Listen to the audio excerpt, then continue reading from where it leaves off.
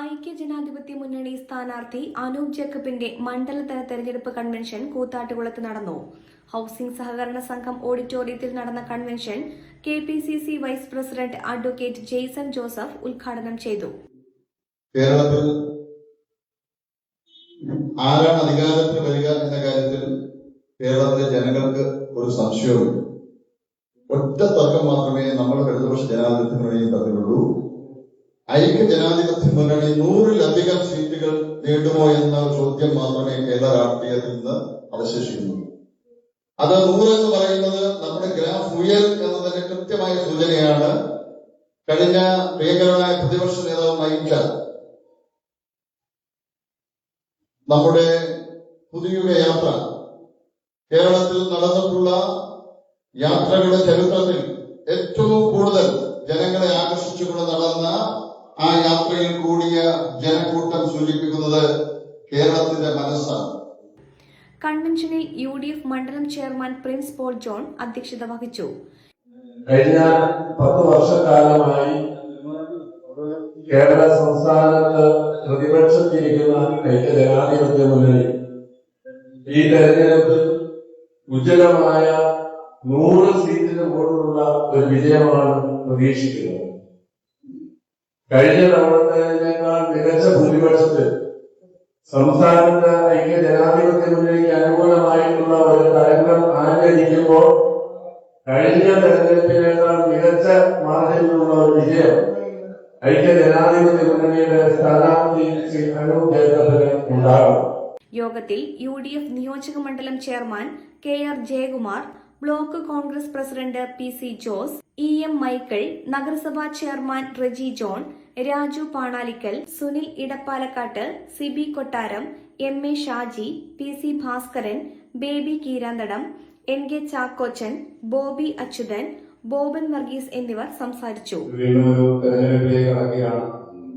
ഈ തെരഞ്ഞെടുപ്പിന്റെ രാഷ്ട്രീയ പ്രാധാന്യം അടക്കമുള്ള വിഷയങ്ങളൊക്കെ ഇവിടെ ബഹുമാനരായ നേതാക്കൾ പ്രതിപാദിച്ചു. അതൊന്നും ഞാൻ ആവർത്തിക്കുന്നില്ല. കഴിഞ്ഞ കാലങ്ങളിൽ MLA എന്ന നിലയിൽ നമ്മുടെ കൂത്താട്ടുകുളത്തിന്റെയും ഈ പിറവ നിയോജകമണ്ഡലത്തിന്റെയും വിവിധ പ്രദേശങ്ങളിൽ എന്നാൽ കഴിയുന്ന നിലയിലുള്ള വികസന പദ്ധതികൾ ലഭ്യമാക്കാനും മുമ്പോട്ട് കൊണ്ടുപോകാനും കഴിഞ്ഞു എന്ന ആത്മവിശ്വാസം MLA എന്ന നിലയിൽ എനിക്കുണ്ട് എന്നതാണ് ഒരു സ്ഥാനാർത്ഥിയായി വീണ്ടും ഞാൻ കടന്നു വരുമ്പോൾ എനിക്ക് സൂചിപ്പിക്കാറുള്ളത്. ഈ കഴിഞ്ഞ സന്ദർഭങ്ങളിലൊക്കെ സർക്കാരിന്റെ വിപരീതമായ സാഹചര്യങ്ങൾ, അതിൽ നിന്നുകൊണ്ടാണ് നമ്മൾ ഓരോ പദ്ധതികളും നമ്മൾ നേടിയെടുക്കുന്നത്. പലപ്പോഴും UDF MLA-മാരോട് കടുത്ത വിവേചനം സർക്കാരിന്റെ ഭാഗത്തുണ്ടാവാറുണ്ട്. അങ്ങനെയുള്ള സന്ദർഭങ്ങളിൽ നിന്നുപോലും പരമാവധി ഫണ്ടുകൾ നേടിയെടുക്കാനും നമ്മുടെ നിയോജകമണ്ഡലത്തിലേക്ക് ലഭ്യമാക്കുവാനും സാധിച്ചു എന്ന് പറയുമ്പോൾ അത് നിയമസഭയിലൂടെ വിഷയങ്ങൾ സർക്കാരിന്റെ ശ്രദ്ധയിൽ കൊണ്ടുവന്ന് വിവിധ തരത്തിലുള്ള ശക്തമായ നിലയിൽ അക്കാര്യങ്ങളിൽ ഇടപെട്ട് പോരാട്ടങ്ങളിലൂടെ നമുക്ക് നേടിയെടുക്കാൻ കഴിയുന്ന കാര്യങ്ങൾ മാത്രമാണ്. വിവേചനത്തിൽ ഒരുപാട് ചിത്രങ്ങൾ നമ്മുടെ മുന്നിലുണ്ട്. ഞാനൊരു ഉദാഹരണം പറയാം. ഇപ്പൊ ഗ്രാമീണ റോഡുകൾ പഞ്ചായത്ത് ഇലക്ഷന് മുമ്പ് നമുക്ക് അനുവദിച്ചു. ഒരു UDF MLA കിട്ടിയത് 2 കോടി മുതൽ 4.5 കോടി രൂപ വരെയുള്ള പൈസയാണ് ഒരു UDF MLA ലഭിച്ചത്. LDF MLA ലഭിച്ചത് അറിയാമോ? അവർക്ക് സ്റ്റാർട്ടിങ് 5 കോടിയാണ്, 10 കോടി വരെ പോകും. ഇപ്പൊ ഗ്രാമീണ റോഡ് പുനരുദ്ധാരണ പദ്ധതിയിൽ, അതായത് UDF MLA പൈസ തന്നു, എന്നാൽ എവിടെ തന്നു? 1-3 എത്താത്ത നിലയിൽ നൽകി.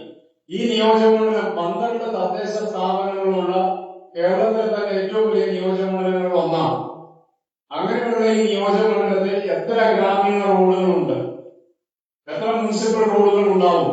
അതൊക്കെ പുനരുദ്ധരിക്കണമെങ്കിൽ തീർച്ചയായിട്ടും 10-15 കോടി കിട്ടിയാൽ പോലും നമുക്ക് തികയില്ല. ഒരു മുനിസിപ്പാലിറ്റി പോലും തികയില്ലോ നമുക്ക്. അപ്പൊ അത്രമാത്രം ഫണ്ടിന്റെ ആവശ്യം നിൽക്കുമ്പോൾ ഇങ്ങനെയുള്ള വിവേചനം വരുന്നു. പക്ഷെ എങ്കിൽ പോലും അത് ലഭിക്കുമ്പോൾ അതിൽ നിന്ന് പരമാവധി കാര്യങ്ങൾ ലഭ്യമാക്കി അത്തരത്തിലുള്ള വികസന കാര്യങ്ങൾ പൂർത്തീകരിക്കാതെ ലക്ഷ്യം വെച്ചിട്ടുണ്ട്.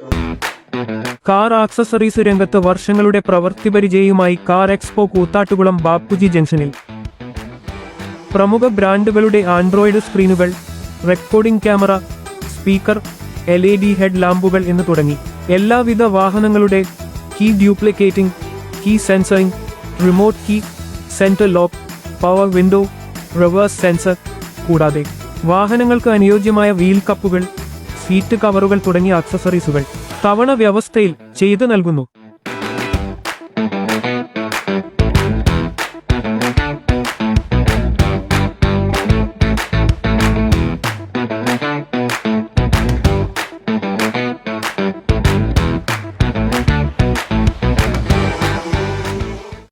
ഇവിടെയെങ്കിലും നല്ലൊരു കളക്ഷൻസ് ഉണ്ടായാൽ മതിയായിരുന്നു. ഹായ്, നമസ്കാരം. നമസ്കാരം.